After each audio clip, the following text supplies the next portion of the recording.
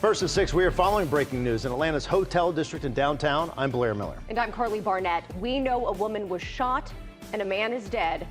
We have the First Alert Chopper live over the scene right now. This is on Piedmont Avenue in downtown, not far from the Peachtree Center. Atlanta News First, Bridget Spencer just got some new information from police. Bridget.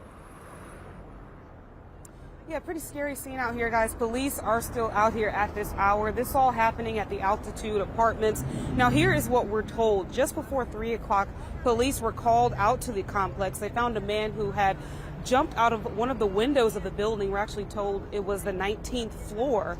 Now, police say at that point they checked one of the units, and inside they found that a woman had been shot, but possibly even stabbed as well. She was taken to the hospital where she is currently fighting for her life right now. But again, one man is dead, one woman in critical condition. We're told they are in their 30s.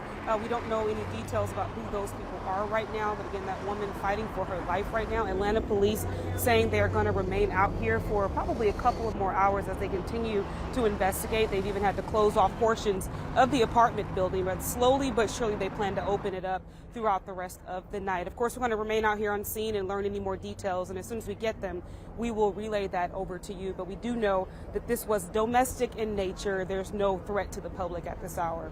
We're live in downtown Atlanta. Bridget Spencer, Atlanta News First.